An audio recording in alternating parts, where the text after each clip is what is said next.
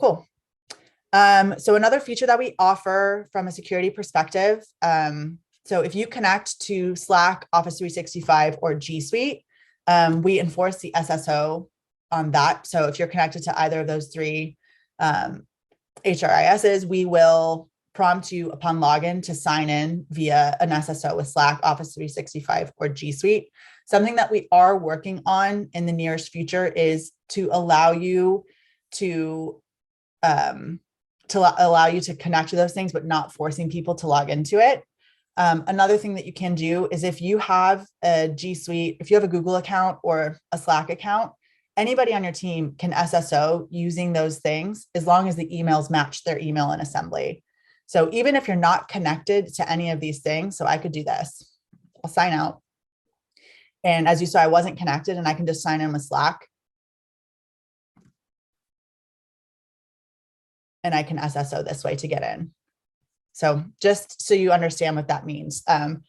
If you are connected to those three, we will enforce it. But even if you're not, you can still sign in through those methods.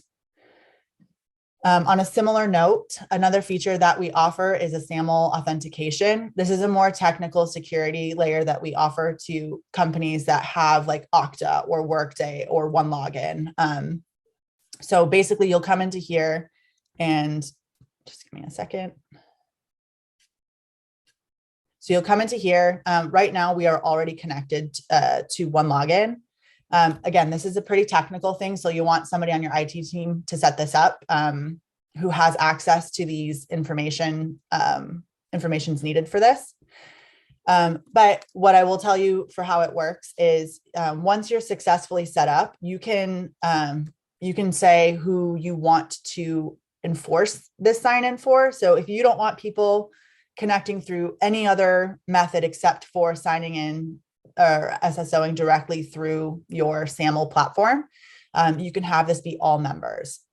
If you want all members, but if you have like, again, contractors or somebody that's not in your Workday, not in your Okta, you can have it be all members that are part of your direct organization. And then anybody that's manually invited, that's not part of that sync, externally members, they won't be forced to authenticate with SAML.